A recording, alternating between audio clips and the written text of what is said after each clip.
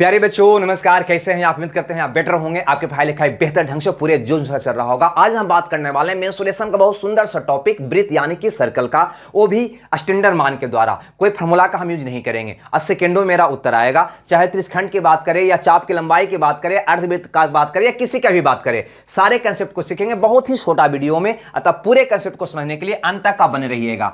अगर कोई भी वृत्त की बात करता है ना, तो एक बात याद रखना कि अगर उसकी त्रिज्या 7 सेंटीमीटर लेकर उसके परिधि निकालोगे तो वो आता है 44, और एरिया निकालोगे तो वो आता है 154। बस ये भी वाला मान दिमाग में रख लेना है और कुछ भी नहीं करना है।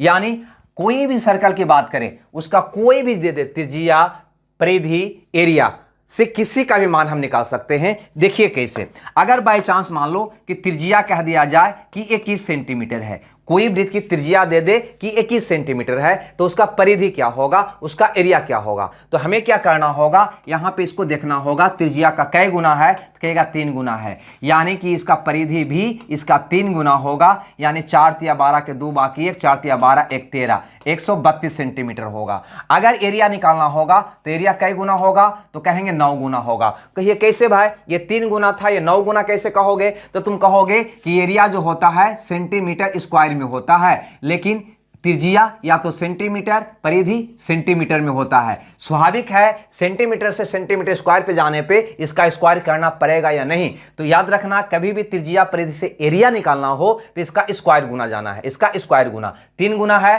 तो 3 का स्क्वायर 9 गुना हो जाएगा। यानी 936 के 100 बाकी 3, 9 5 45 3 48 के 8 बाकी 1, 9 1 10, इतना क्या होगा, सेंटीमीटर स्क्वायर। इतना तो आप जान रहे होंगे। एक बात और यहां पे ध्यान दीजिएगा, त्रिज्या या परिधि से एरिया निकाल रहे हो तो स्क्वायर गुना होगा, लेकिन एरिया से परिधि या त्रिज्या निकालोगे तो इसका वर्गमूल होगा। यानी 9 गुना है तो ये बात दोनों होगा 3 गुना, ये 16 गुना है तो ये होगा 4 गुना। जो एग्जाम्पल करवाएंगे तो क्लियर हो जाएगा। और ये आप जानते ही होंगे, इसकी चारों ओर की घेरा को ही हम कहते हैं परिधि, है ना, सी से इंडिकेट करते हैं। केंद्र से परिधि की दूरी कहलाता है त्रिज्या, ये जितना जगह घेरता है वो कहलाता है इसका एरिया। जितना जगह ये लेता है वो कहलाता है इसका एरिया। हम एग्जाम्पल के द्वारा सारी बात को समझेंगे, है ना, जाइएगा नहीं। अंत में त्रिशखंड का भी क्वेश्चन है, चाप की लंबाई वाला भी क्वेश्चन है, घुला हुआ भी क्वेश्चन है। तो सारे कंसेप्ट को समझने के लिए अंत तक जरूर बनेंगे। कहता एक वृत्त का एरिया यहां पे दे रखा है 616 सेंटीमीटर स्क्वायर। तो वृत्त की त्रिज्या और परिधि बताओ।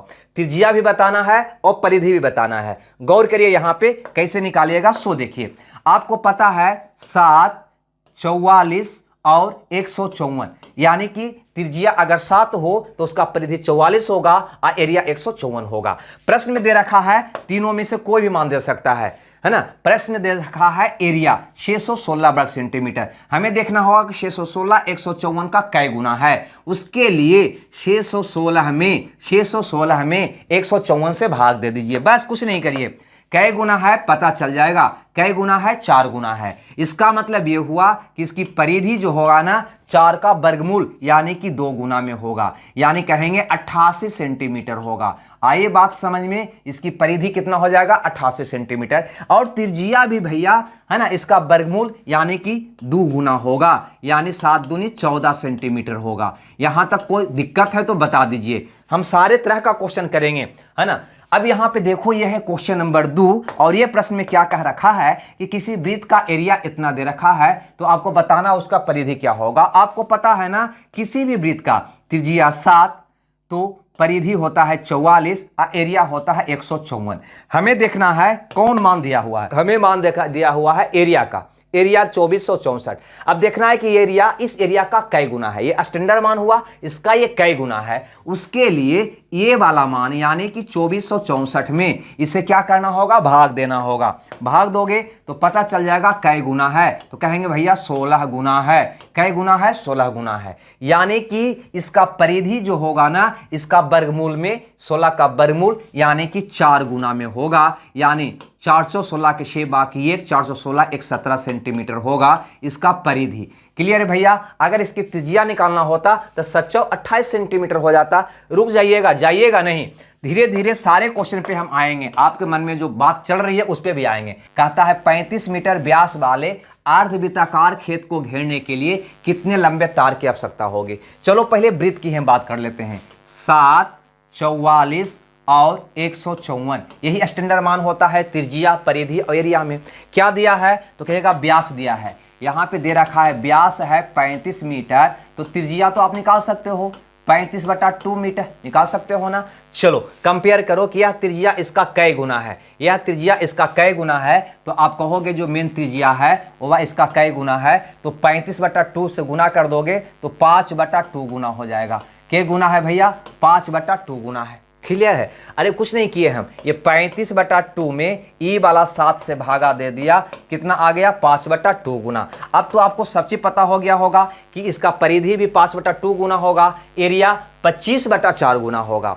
हमें तार घेरने की बात की है, यानी परिधि से मतलब है, यानी इसकी परिधि अगर हमें निकालना होता तो कैसे निकालते, इसकी हम बात कर लेते हैं। तो परिधि अगर निकालते तो भैया कहते ये भी 5/2 गुना हो जाएगा, यानी इसका परिधि हो जाएगा 44 गुना 5/2, है ना। ये 22 बार में कट जाएगा, यानी 110 मीटर, 110 मीटर। यानी यह जो वृत्त बनेगा ना, इसका जो ये परिधि आएगा ना, ये सी जो आएगा वह आएगा 110 मीटर। लेकिन हमसे बोला है अर्धवृत्ताकार, अर्धवृत्ताकार यानी कहीं ना कहीं यह जो वृत्त है ना, इसका आधा भाग की बात किया है, आधा भाग की बात किया है। तो आधा भाग की अगर बात करेगा, यानी इसकी बात किया है, ये इसकी बात किया है, ठीक है, यही अर्धवृत्ताकार खेत हो गया। तो पूरा परिधि अगर 110 आया, पूरा परिधि अगर 110 आया, तो यहां से यहां तक कितना होगा? तो 110 का आधा होगा, यानी 55 मीटर होगा। ये बात से सहमत हैं? अब यहां से यहां तक की बात करें तो ये तो व्यास होगा। अब व्यास दे रखा है 35 मीटर, हमें निकालना है तार की लंबाई। तार की लंबाई, वह तार की लंबाई जो इसके चारों ओर घेरने पर लगेगा, तो कितना लगेगा? तो 55 + 35 लगेगा।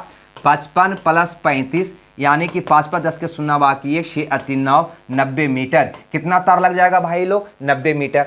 आप चाहते तो इसको सीधे आप अर्धवृत्त लेकर भी बना सकते थे। वो कैसे? सो देखिए, इसको मिटा देते हैं और गौर करिए। यहाँ पे अगर यहाँ पे हम अर्धवृत्ताकार लेके बात करें, यानी कि अर्धवृत्ताकार खेत की बात किया है, तो अर्धवृत्ताकार की हम बात करें तो अब भी निकाल सकते हो। इसकी त्रिज्या अगर 7 होगा, इसकी त्रिज्या अगर 7 होगा, तो इसकी परिधि कितना होगा? तो याद रखना, इसकी परिधि 44 का आधा 22, और ये होगा आपका 7 दूनी 14, इतना होगा, यानी 4 2 36 होगा। हम यहाँ पे इसकी बात कर रहे हैं, किसकी? तो अर्धवृत्ताकार की बात कर रहे हैं, अर्धवृत्ताकार की हम बात कर रहे हैं। और एरिया क्या होगा? तो 154 का आधा 77 हो जाएगा। क्यों? क्योंकि पूरा एरिया 154 होता है, उसका आधा हो जाएगा। डायरेक्ट इससे भी आप निकाल सकता था।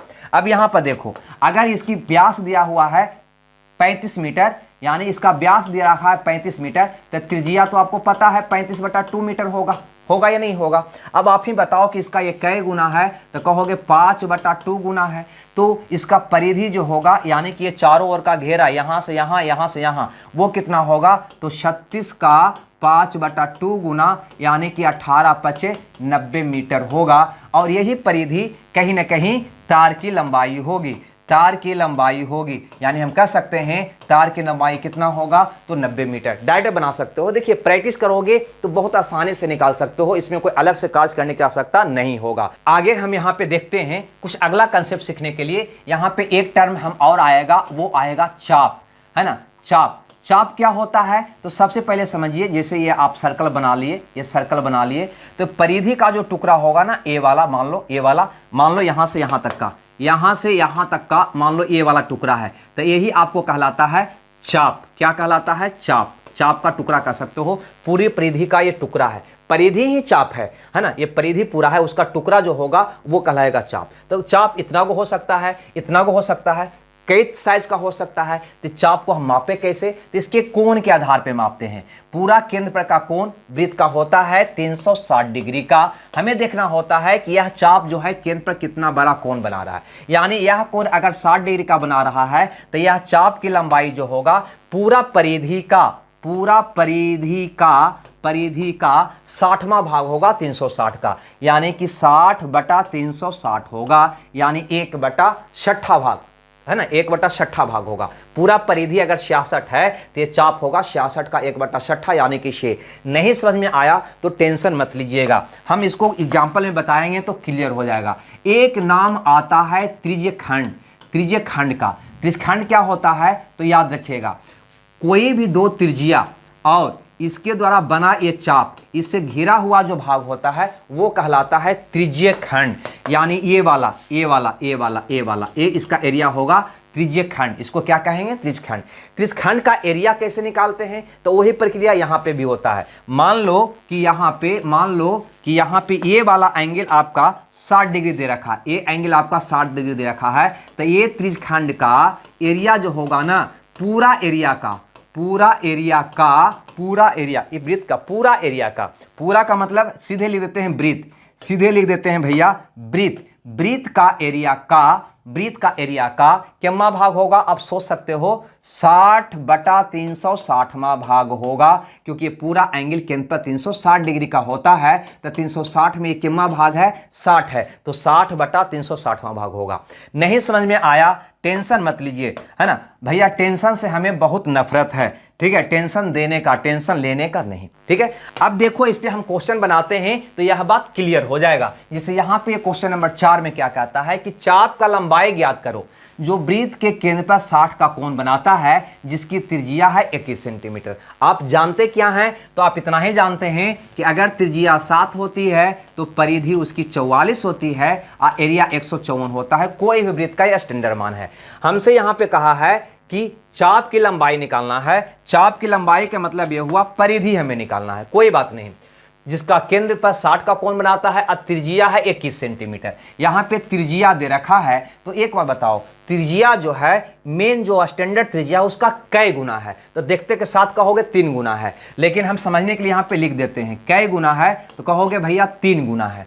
तो इसका जो परिधि होगा ना, परिधि का टुकड़ा ही चाप होता है, तो इसका परिधि होगा ना वो भी क्या होगा? इसका 3 गुना होगा। यानी कितना होगा? तो कहोगे 4 तिया 12 के 2 बाकी 1, 4 तिया 12 1 13, इतना सेंटीमीटर होगा। ये क्या निकला? तो कहीं ना कहीं ये चारों ओर का घेरा निकला, ये परिधि निकला। लेकिन हमको कहता है परिधि नहीं, चाप की लंबाई चाहिए। चाप की लंबाई चाहिए जो केंद्र पर 60 का कोण बनाता है। यानी ये वाला चाप की लंबाई आपको चाहिए, ये वाला यहां से यहां तक ये वाला चाप की लंबाई चाहिए जो यहां पे 60 का कोण बनाता है। आपने 132 क्या निकाल लिया? तो पूरा परिधि निकाल लिया। तो पूरा परिधि का कितना भाग हो जाएगा? ये चाप, तो कहोगे 60/360वां भाग हो जाएगा। नहीं समझ में आया? पूरा परिधि निकाल लिया ना 132। अब ये वाला निकालना है, ये टुकड़ा की लंबाई, तो पूरा है ना, पूरा का 60वां भाग होगा, 360 का 60वां भाग होगा, तो 60/360 कर दीजिए। अभी काट सकते हैं, ये 6 बार में कट जाएगा। हरा कलर से काटते हैं तो 6 दूनी 12,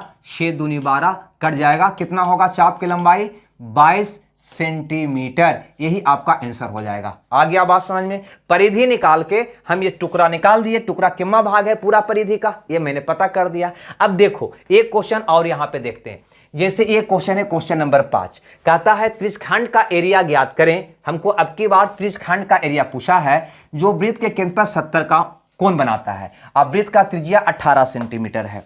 देखिए हमें पता है 7, 44 और भैया कितना होता है? 154 होता है। ये हो गया त्रिज्या, ये हो गया परिधि और ये हो गया एरिया। यहां पे दिया क्या है? त्रिज्या दिया है।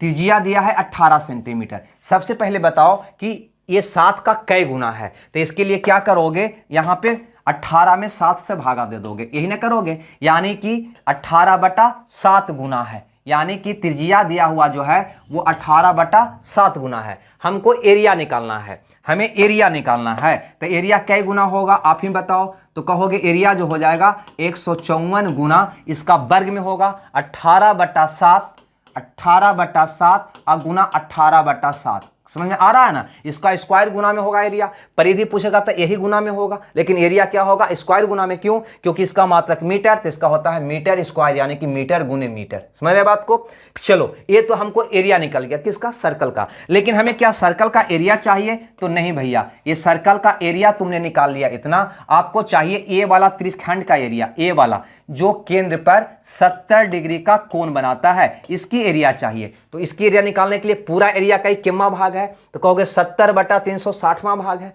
70 बटा पूरा कोण 360 का होता है ना, तो 70/360वां भाग है। तो इसका निकाल दो ना, 70/360वां हिस्सा वही हो जाएगा इस त्रिज्यखंड का एरिया।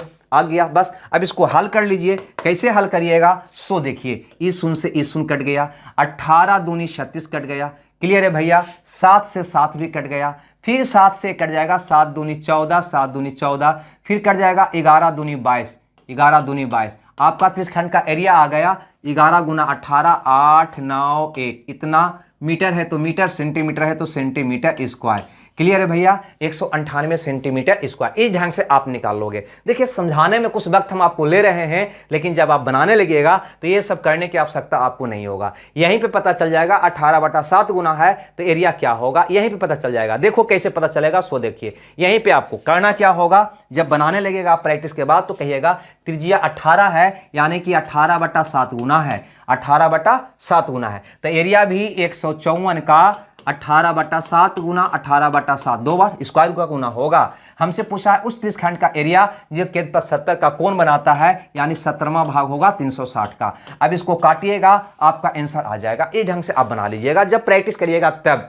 आगे देखिए, है ना, वीडियो ज़्यादा लंबा करने के पक्ष में नहीं है, लेकिन हम सारा कंसेप्ट आपको देना चाह रहे हैं, इसीलिए है ना अंत तक जरूर बने रहिएगा। अपने दोस्तों में भी शेयर करिएगा, लाइक भी करिएगा। यहाँ पे कहता है क्वेश्चन नंबर 6 में कि ये घास का मैदान में एक घोड़ा 14 मीटर रस्सी से बंधा है, तो बताइए वह कितने मैदान की घास को चढ़ सकता है। यानी अगर तुम्हें बताओ, अगर ये 14 सेंटीमीटर के रस्सी में ये घोड़ा बंधा हुआ रहेगा तो कितना घास को चढ़ेगा, जितना कि ये चारों ओर घूल सकता है। यानी ये वृत्त के एरिया के बराबर घास को चढ़ेगा। ये 14 क्या हो जाएगा, त्रिज्या हो जाएगा। ये बात आप जानते होंगे। चलो, हमें पता है 7, 44 और 154, इससे ज्यादा कुछ भी हमको पता नहीं है। क्लियर है। तो एक तरह से 14 मीटर रस्सी दिया, यानी कि त्रिज्या कितना दे दिया, 14। तो 14 कै गुना है, तो कहोगे 7 दूनी 14, 7 का 2 गुना है। तो इसका एरिया जो होगा, इसका एरिया जो होगा वो कै गुना होगा, तो कहोगे 154 का अगर ये 2 गुना है तो एरिया हो जाएगा 4 गुना, इसका स्क्वायर के गुना। 416 का 100 बाकी 1 60 1 61, इतना सेंटीमीटर स्क्वायर वर्ग, स्क्वायर सेंटीमीटर घास को वो चढ़ पाएगा। यानी ये चारों ओर है ना, ये पूरा आप इतना घास को वो चढ़ सकेगा। ये घास को चढ़ने का मतलब इसका एरिया पूछा है। इसका एरिया मतलब 116 वर्ग सेंटीमीटर घास, सॉरी वर्ग मीटर है। सॉरी, यहाँ पे इन मात्रक देख लीजिएगा भैया, है ना, बार बार हो जाता है ये चीज। इतना मीटर स्क्वायर लिखिएगा, है ना, वर्ग मीटर होगा क्योंकि मीटर में दिया है ये। क्लियर है, मीटर में दिया है ये। हमें लगता है ये बात आप समझ गए होंगे, ये बात आप समझ गए होंगे। आगे बढ़ते हैं अगला क्वेश्चन में। अगर ये क्वेश्चन की बात करें, है ना, तो क्वेश्चन वही है। क्वेश्चन को किसी भी ढंग से पूछे आप बना सकते हैं। कहता है साइकिल के पहिए की त्रिज्या 42 है, 400 पूरे चक्कर लगाने में कितनी दूरी तय करेगा। आपको पता चल गया कि ये 7 का कै गुना है, तो कहिएगा 6 गुना है। क्लियर है। अब 400 चक्कर लगाने में कितना दूरी तय करेगा, तो इसके लिए निकालना होगा आपको क्या, इसकी परिधि निकालना होगा। इसकी क्या निकालना होगा, परिधि। जितनी इसकी परिधि होगा एक चक्कर में उतनी दूरी तय करेगा। तो बताओ इसकी परिधि क्या होगा, तो कहोगे आप यहाँ पे कि भाई स्टैंडर्ड मान का इसकी त्रिज्या 6 गुना है, तो इसका परिधि होगा, है ना, स्टैंडर्ड परिधि का 6 गुना इतना होगा। स्टैंडर्ड परिधि 40 होता है, 40 का 6 गुना होगा।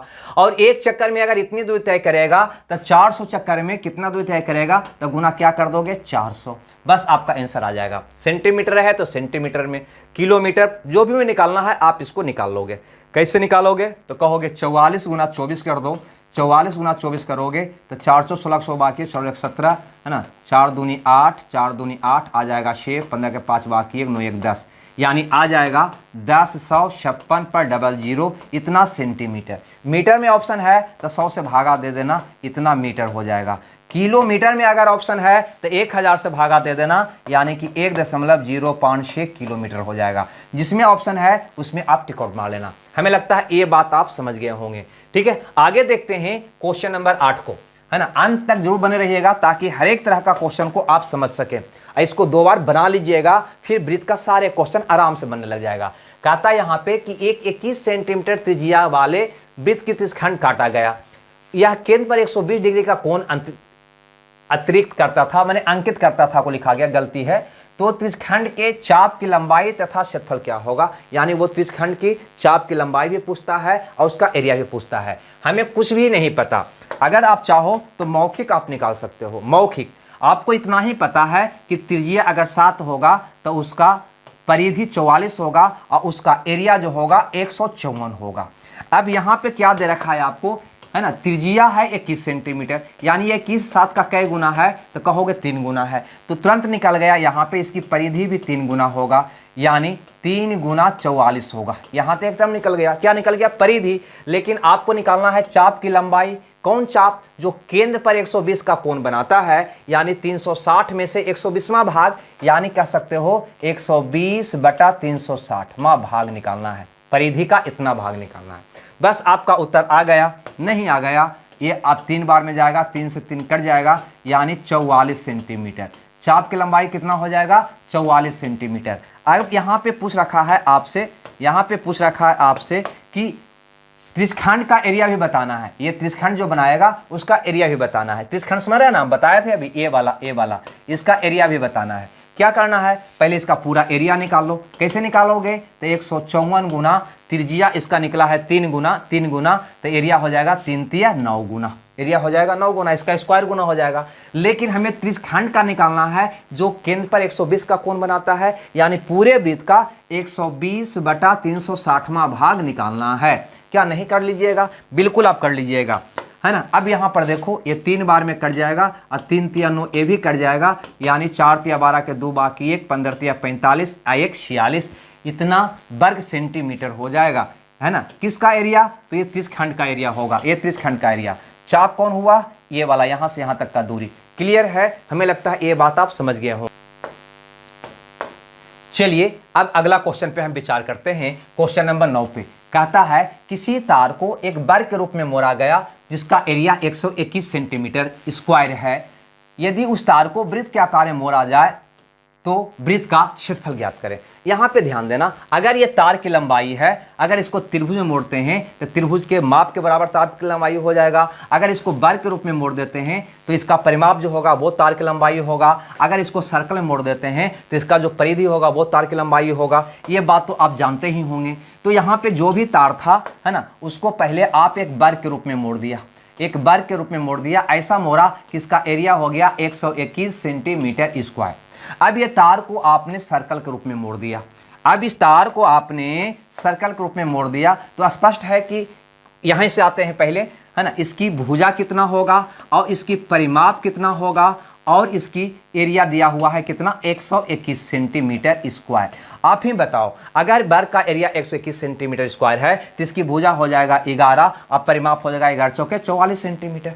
क्लियर है। वृत्त में क्या होता है, तो कहोगे वृत्त में त्रिज्या होता है, परिधि होता है और एरिया होता है। तो तार को चूंकि जब मोड़ोगे वर्ग के रूप में तो इसकी परिमाप के बराबर तार की लंबाई आ जाएगा, हाँ या ना, परिमाप के बराबर तार की लंबाई आ जाएगा। फिर इस तार को अगर तुम वृत्त के रूप में मोड़ दोगे तब इसकी परिधि के लंबाई के बराबर तार की लंबाई हो जाएगा, परिधि 44 हो जाएगा। बात को समझ में आ रहा है या नहीं आ रहा है? क्यों? क्योंकि तार को जब हम वर्ग के रूप में मोड़ा तो वर्ग का परिमाप होगा तार की लंबाई। फिर अब इस तार को अगर वृत्त के रूप में मोड़ेंगे तो वृत्त का जो परिधि होगा वह होगा तार की लंबाई। क्लियर है। तो इसका परिमाप 44, तो परिधि भी कितना होगा, 44 होगा। आपको सब चीज पता है, आपको अब सब चीज पता है। कहता है तब वृत्त का एरिया क्या होगा, आप ही बताओ। वैसा वृत्त, आप ही बताओ, वैसा वृत्त जिसकी परिधि 44 हो उसका एरिया क्या होता है, 154 होता है। यानी कि सी ऑप्शन आपका क्या हो जाएगा, सही हो जाएगा। यही वृत्त का एरिया पूछा था। अगर पूछता है इसकी त्रिज्या क्या होगा तो हम कहते हैं 7 होगा, क्योंकि 7, 44, 154 आपको याद है।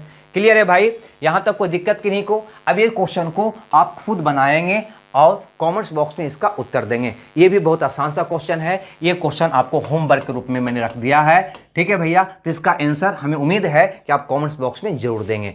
ठीक है, ये क्लास आपको कैसा लगा कमेंट्स करके जो बताइए। और अगर चैनल पे आप नए हैं तो सबसे पहला काम आपको है कि चैनल को सब्सक्राइब कर लीजिए और सारे बेल आइकन का बटन को दबा लीजिए।